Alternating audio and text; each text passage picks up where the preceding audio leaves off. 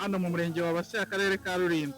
Tugize amahirwe muri iki gitondo yo guhura n'abavandimwe aho bacuruza itabi. Itabi rero ni umuco navuga ko wazanywe n'Abarabu ubwo binjiraga mu gihugu cy'u Rwanda mu gihe cy'ubukoloni. Itabi ryahoze mu muco nyarwanda kandi ryari rifite igisobanuro gikomeye cyane, ko natwe twabyirutse dusanga ababyeyi bacu barinywa kandi ntacyo ryabatwaraga. Umuco nyarwanda ryasabaga umukobwa aho wagiye ubushyitsi bukagenda neza, baguhaga navuga nk'umukuzo cyangwa ikintu kigusezera, bagupfunyikiraga itabi kugira ngo ribashe kugufasha no kumva ko ibirori byagenze neza cyane. Itabi rifite icyo rivuze rero, usibye kuvuga ko ryabaga mu muco nyarwanda, ryari rifite n'icyo rivuze no mu bijyanye n'ubutunzi, kuko abacuruzi benshi bakomeye bakomotse mu kuba baracuruzaga itabi. Itabi rero ni ikintu cyiza gikomoka ku bakoloni b'Abarabu, aho bazaga baritumagura, nyuma riza kuba ubucuruzi bwagutse, riba mpuzamahanga, rihuza amasoko atandukanye. Itabi ryatanze akazi ku barikoraga kandi abenshi baricuruje barakize. Rero turi hano mu murenge wa Base ku isoko, aho tubona ko naryo riri mu bicuruzwa kandi abantu bakirikunze. Agatabi ngo kafashaga abakuze kuba batagira kujya mu bwiherero ngo bibagore, ngo ryarabafashaga cyane.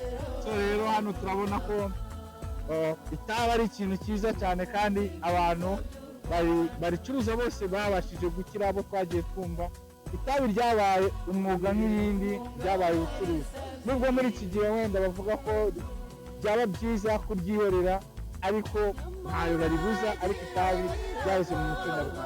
Turi kumwe rero n'umusore nawe wibereye muri bizinesi yaryo, watangira kutubwira mu by'ukuri watangiye gucuruza itabi ryaryo? Gucuruza umwuga w'itabi, bavuga ko itabi rigira amafaranga cyane, ikibabi kirahenda. Amafaranga yo ni ibisanzwe, mbese ntabwo kigenda cyane, kuko rigura urebye nk'ibindi bintu, nuko wenda kubera ko abantu barikunda ari abakecuru, yego, n'ababyeyi bakunze kubyara mu gihe cy'ibyaro yego, bamwe bararihekenya, yego,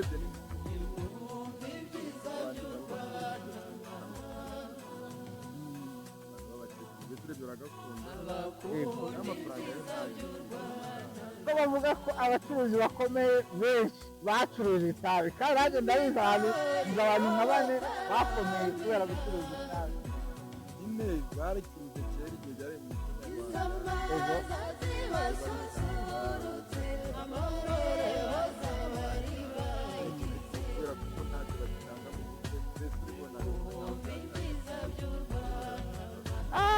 narese ikibabi cyajya munsi y'amafaranga 200 ntumbe ngizo.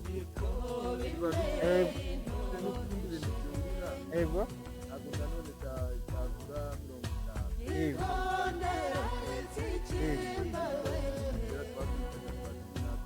yego,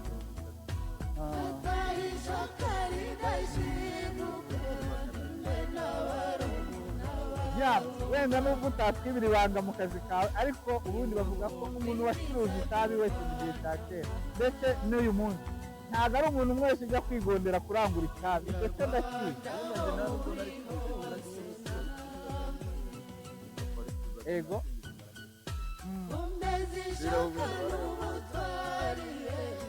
murakoze cyane rero Clarence Sport TV. Turimo turareba ibijyanye n'umuco wo gucuruza itabi. Itabi ngo iyo utabaguritse ntibaguhaga umuntu. Twaje tubona umubyeyi hariya yatubwira ukuntu mu by'ukuri byagendaga. Mama twaje tubwira ukuntu itabi ngo iyo wabaga utarifite bakwimaga umuntu. Twaganiraho gatoya niba nta itabi. Nta kibazo, tuganirira, reka tubaze uriya mukecuru. Mama mwaramutse, mumeze neza? Mu by'ukuri se koko itabi igihe wabaga waryibagiwe ntabwo baguhaga umugeni? Gerageza kugashyira gusa ku munwa. Ntabwo baguhaga umugeni? Ntabwo bamuguhaga, nanjye ubwanjye nizeraho. Yego, yego, bakongera ijwi bakongera ijwi yaje kundambagiza yego noneho bahagurukira baherekeje bageze imbere y'irembo barambwira ati ese n'abatabuze yego kugira mu rugo bahitiyana yego barashima yego kuvuga ngo naguze itabi ryamabu rishyira mu kiraro